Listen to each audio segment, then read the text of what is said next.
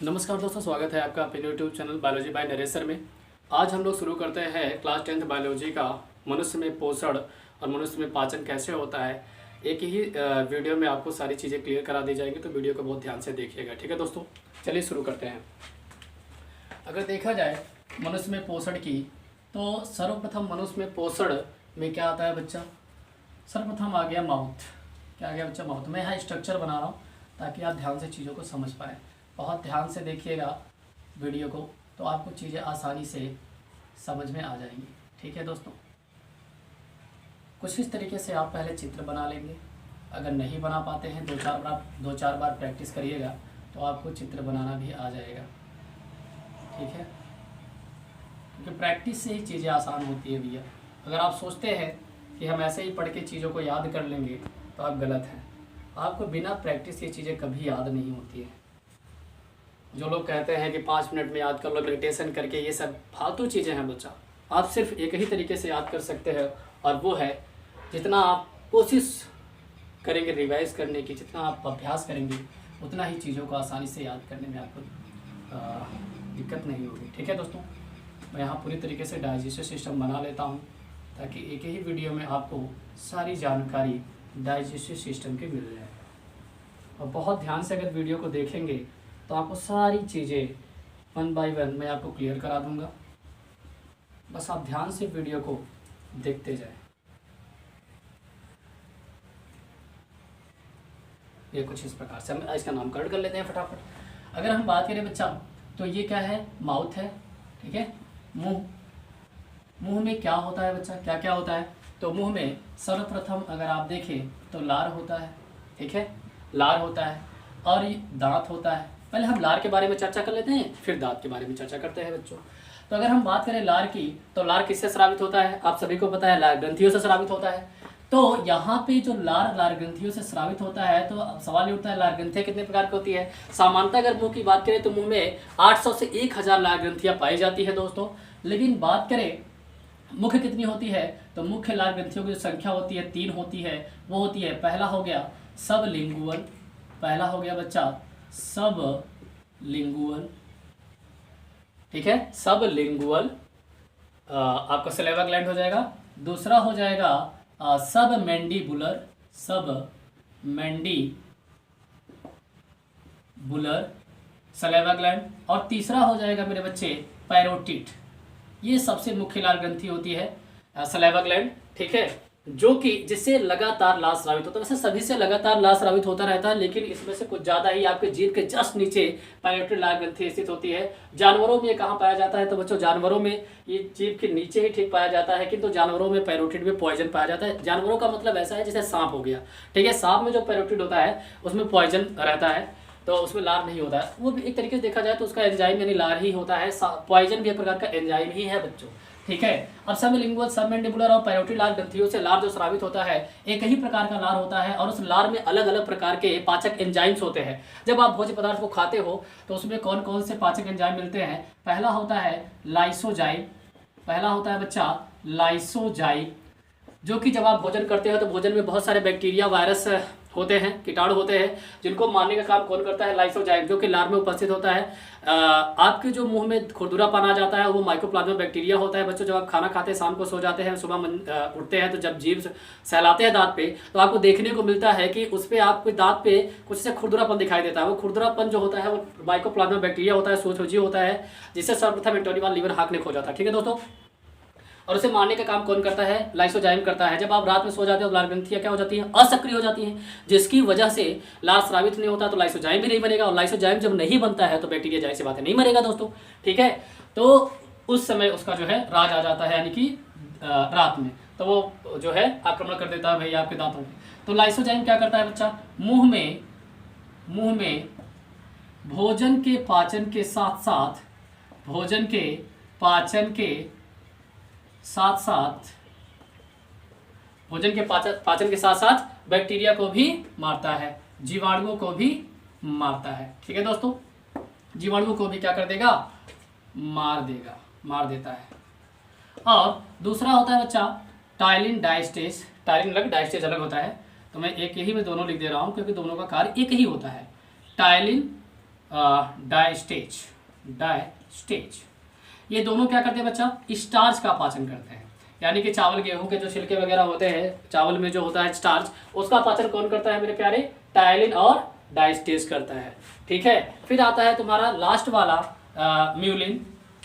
म्यूलिन ये क्या करता है भाई, म्यूलिन क्या करता है, तो म्यूलिन जो होता है भाई, ये म्यूलिन भोजन को चिपचिपा बनाता है।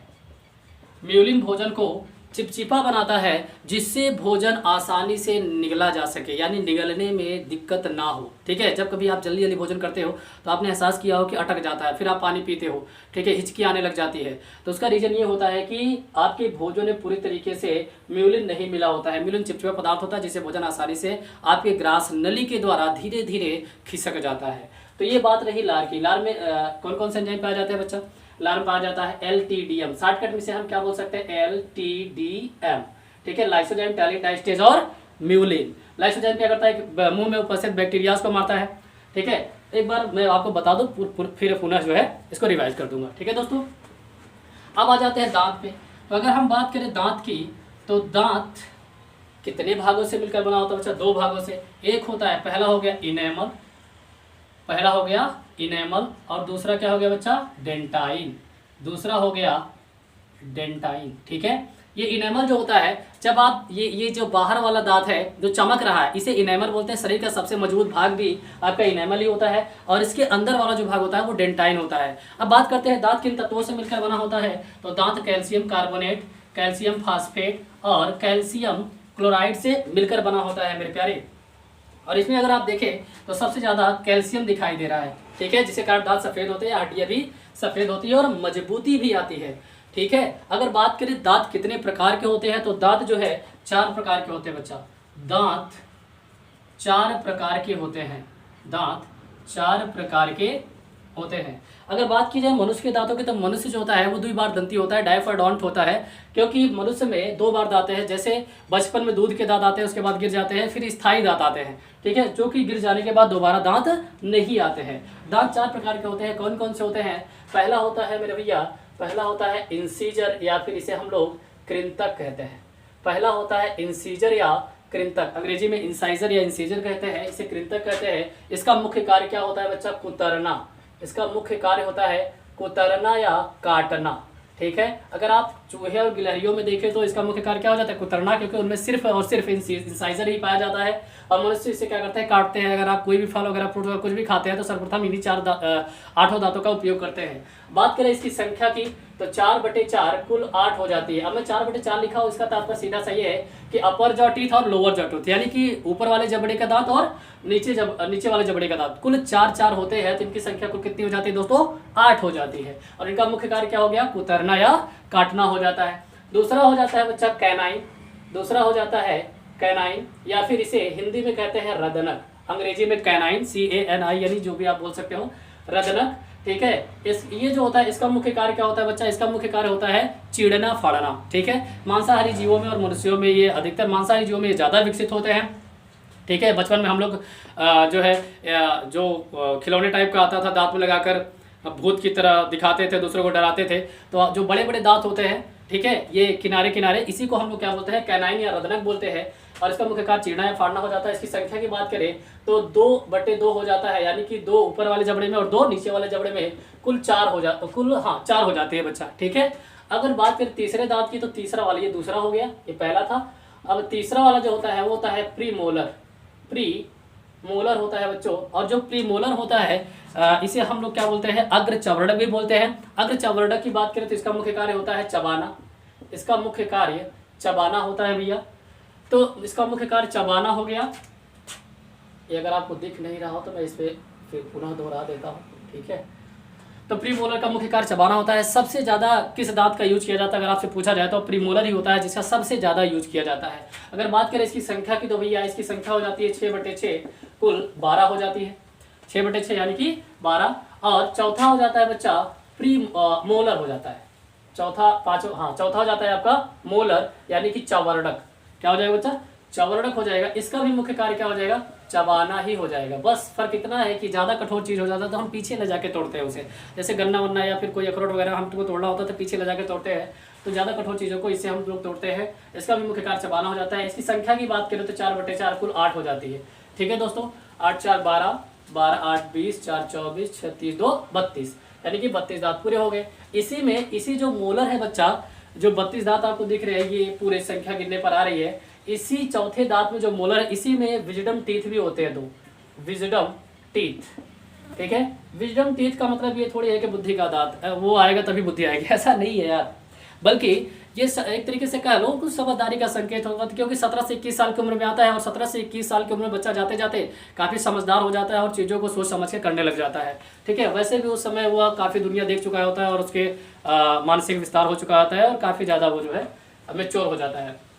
ये तो रही बात दांतों की। अब आ जाते हैं बच्चा जीभ की बात कर लेते हैं फटाफट। अगर हम बात करें जीभ की, तो जीभ के भी कई कार्य होते हैं, जैसे तापमान का नियंत्रण करना, तापमान का नियंत्रण करना।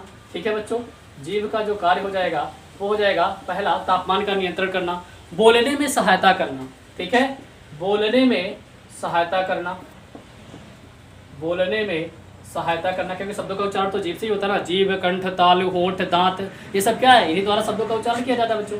जीभ हो गया, बोलने में सहायता करना, तापमान का नियंत्रण करना, सबसे जरूरी चीज तो स्वाद बताना। ठीक है, स्वाद बताना। और चौथा हो जाता है भोजन को लार में पूरी तरीके से मिलाना, और ये जो आपको बताया गया लाइसोजाइम, टैलिन, डाइस्टेज और म्यूलिन, इनको मिलाने का काम जीभ ही तो करती है। जिसे भोजन जब लार में पूरी तरीके से मिल जाता है तो वहां पर भोजन का पाचन स्टार्ट हो जाता है, यानी मुंह से ही भोजन का पाचन स्टार्ट हो जाता है प्यारे। ये तो बात रही मुंह के। मुंह में क्या पढ़ा हमने, लार पढ़ा, दांत पढ़ा और लार ग्रंथि भी हो गई, लार ग्रंथि वाला, और ये आपका जो है जीभ हो गया। जीभ का 4 कार्य मैंने बताया आपका, तापमान नियंत्रण, बोलने में सहायता करना, स्वाद बताना, और जो है एक आपका जो है हो जाता है। अब जरा ध्यान दीजिएगा, फिर आपका ये वाला भाग होता है ग्रास नली, ग्रास नली या ऑसोफेगस, ग्रास नली या ऑसोफेगस इसे अंग्रेजी में कहते हैं। इसके द्वारा भोजन धीरे धीरे, ये यहाँ तक का भाग ग्रसनी कहलाता है। ये वाला भाग दिख रहा है बच्चों, ये वाला जो मुड़ा है, यहाँ पे ग्रसनी कहते हैं और ये ग्रास नली होता है। यहाँ से भोजन धीरे धीरे होते हुए आमाशय के पहले भाग कार्डियक में आता है, आमाशय के पहले भाग कार्डियक में आ जाता है। कार्डियक में HCl की अधिकता होती है, जिसके कारण यहाँ पे जैसे ही भोजन आता है, भोजन में उपस्थित बैक्टीरिया जो कि मुंह में नहीं मरे होते हैं, यहाँ पे आके मर जाते हैं और यहाँ पे भोजन गलना प्रारंभ कर देता है। ठीक है, क्योंकि यहाँ पे HCl की अधिकता होती है। दूसरा भाग होता है बच्चा आपका फंडिक, इसे क्या बोलते हैं, दूसरे भाग को फंडिक बोलते हैं, और यहाँ पे रोजी नामक संरचना होती है जो कि भोजन को 3 से 4 घंटे रोक कर रखती है। और यह भोजन को 3 से 4 घंटे रोक जब रखती है तो भोजन पूरी तरीके से फूल जाता है, यानी कि यहाँ पे गल जाता है, एक तरीके से देखा जाए तो गल जाता है, छोटे छोटे टुकड़ों में टूटने के लिए तैयार हो जाता है। इसके बाद तीसरी होती है आपकी पाइलोरिक, यानी पहला कार्डियक, दूसरा फंडिक, तीसरा पाइलोरिक होता है। हालांकि ये इसके 3 भाग ऐसे अलग अलग बटे नहीं होते झिल्लियों में, बल्कि हम लोग अलग अलग बांट के पढ़ते हैं। ठीक है, ये मत समझ लेना कि ये बटे होते हैं, ऐसा नहीं होता है। अभी तीसरा भाग होता है आपका पाइलोरिक, और इस पाइलोरिक में बच्चा जठर ग्रंथि होती है, और इस जठर ग्रंथि से जठर रस स्रावित होते हैं। अब कौन कौन से रस स्रावित होती है, फटाफट इनके बारे में बात कर लेते हैं। तो ये होता है बच्चा जो होता है जठर ग्रंथि से जठर रस स्रावित होते हैं, ये आपके पाइलोरिक में जठर ग्रंथि पाई जाती है और इससे जठर रस स्रावित होते हैं, इससे जठर रस स्रावित होता है। वो जठर रस कौन सा होता है बच्चा, वो होता है पेप्सिन, पहला हो गया पेप्सिन, पेप्सिन जो कि किसका पाचन करता है, प्रोटीन का पाचन करता है। दूसरा होता है HCl जो कि क्या करता है, मैंने बताया ना, बैक्टीरिया का मरता भोजन गलाने का कार्य करता है। तीसरा होता है आपका म्यूकोसा, म्यूकोसा क्या करता है, ये आमाशय की आंतरिक दीवारों को HCl से रक्षा प्रदान करता है इस प्रकार से। ठीक है, क्योंकि इससे क्षारीय तरल स्रावित करता है और आमाशय अम्लीय होता है, चूंकि तो जब इससे क्षारीय तरल स्रावित होता है तो ये क्या हो जाता है, उदासीन हो जाता है, जिसके कारण आमाशय की आंतरिक दीवारों को HCl घात नहीं पहुंचा पाता। ठीक है, तो पेप्सिन हो गया, HCl हो गया, म्यूकोसा हो गया। तीसरा होता है रेनिन जो कि दूध का पाचन करता है। आप लोगों ने देखा होगा 8 साल तक, लगभग 6 से 8 साल तक के बच्चों को कभी कभी दूध नहीं पचता है, क्योंकि उस अवस्था में रेनिन का जो श्रावण है, रेनिन एंजाइम का, वो कम हो जाता है। ठीक है, और चौथा जो होता है वो लाइपेज हो जाता है जो कि वसा का पाचन करता है। ठीक है दोस्तों, तो यहाँ तक बातें आपको समझ में आ गई होंगी। फिर अगर हम बात करें यहाँ पे यकृत और अग्न्याशय की, यकृत और अग्न्याशय की, बड़ी आंत की और छोटी आंत की। तो इसके बारे में चर्चा आपको जो है इसी चैनल पर आपको, अगर आप वीडियो में जाएंगे तो वहाँ पे आपको यकृत नामक एक वीडियो बना है, उस वीडियो में आपको ये सारी चीज़ें मिल जाएगी। अग्न्याशय के बारे में मिल जाएगा, यकृत के बारे में मिल जाएगा, और उस यकृत के नाम से वीडियो सेव है आपका, जो है वहाँ पे जाके देख सकते हैं।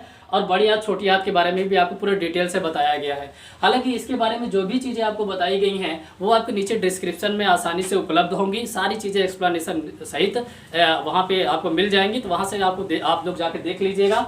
हालांकि वीडियोस को पूरा देखिएगा, और साथ ही यार थोड़ा सा हेल्प कर देंगे तो ज़्यादा अच्छा रहेगा। थोड़ा सा सब्सक्राइब वगैरह कर देंगे तो हमारे लिए भी भाई, आपको अगर मुफ्त में चीज़ें मिल रही है तो बस लाल बटन ही तो दबाना रहता है, आप थोड़ा सा कर दीजिए तो बहुत अच्छा रहेगा दोस्तों। तो मिलते हैं अगली वीडियो में, तब तक के लिए जय हिंद दोस्तों।